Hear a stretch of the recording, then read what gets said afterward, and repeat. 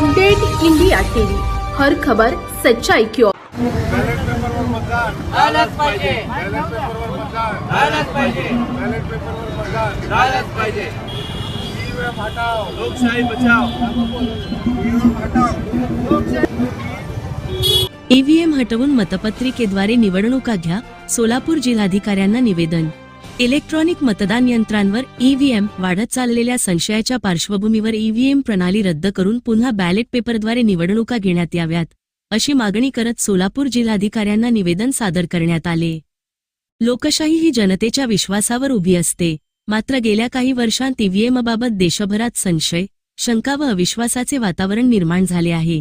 ईव्हीएममध्ये छेडछाड होण्याची शक्यता, तांत्रिक बिघाड, पारदर्शकतेचा अभाव तसेच मतदारांच्या इच्छेप्रमाणे मतदान नोंदले जात नसल्याच्या तक्रारी वारंवार समोर येत असल्याचे निवेदनात नमूद करण्यात आले आहे। निवेदनात पुढे म्हटले आहे की ईव्हीएम ही पूर्णतः इलेक्ट्रॉनिक प्रणाली असल्याने सामान्य मतदाराला तिची कार्यपद्धती समजत नाही, त्यामुळे मतदान प्रक्रियेवरील विश्वास डळमळीत होत आहे। व्हीव्हीपॅट प्रणाली असली तरी सर्व मतांची पूर्ण मोजणी होत नसून केवळ मोजक्या यंत्रांची तपासणी होते, जी अपुरी आहे। विशेष म्हणजे स्थानिक स्वराज्य संस्थांच्या निवडणुकांमध्ये महाराष्ट्रभर व्हीव्हीपॅटचा वापरच झाला नाही, ही गंभीर बाब असल्याचेही नमूद करण्यात आले।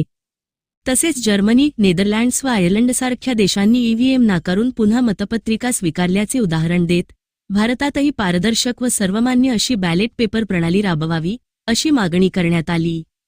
ईव्हीएममुळे निवडणूक प्रक्रियेवर संशय निर्माण होत असून याचा थेट परिणाम लोकशाहीच्या मुळावर होत असल्याचा आरोप आंदोलनकर्त्यांनी केला।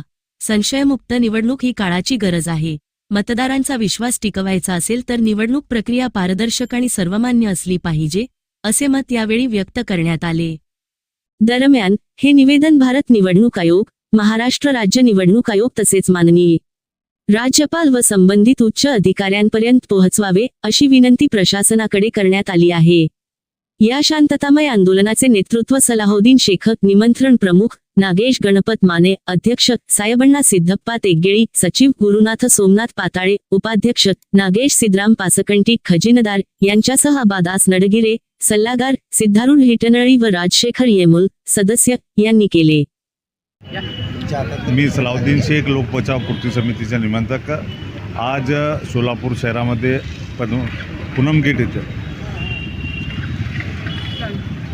येथे आंदोलन करण्यात आले की ईव्हीएम हटाव आणि बॅलेट पेपरवर मतदान।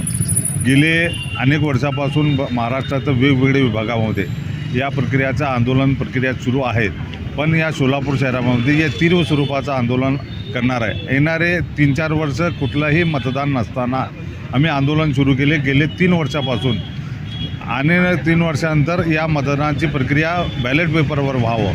अनेक ठिकाणी महानगरपालिकाचे, जिल्हा परिषदचे घोटाळे समोर आलेले आहेत। मतदान प्रक्रियामध्ये काही घोटाळे झालेत, काही ठिकाणी ईव्हीएम मशीन तोडण्यात आली, काही ठिकाणी ईव्हीएम मशीन फोडण्यात आली, तरी पण या शासनाने आत्तापर्यंत लोकांची दखल घ्यायला तयार नाही। याकरता लोकातूनच आंदोलन उभा करणे आणि यापुढे तीव्र स्वरूपाचं आम्ही आंदोलन उभा करणार आहोत। या ईव्हीएम मशीनच्या विरोधात तोपर्यंत थांबत नाही तोपर्यंत आमचं आंदोलन सुरू राहणार।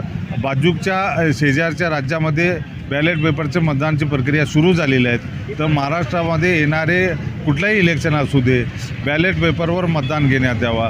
देशाच्या राष्ट्रपतीचं मतदान बॅलेट पेपर होत आहे, उपराष्ट्रपतीचं मतदान बॅलेट पेपर होत आहे।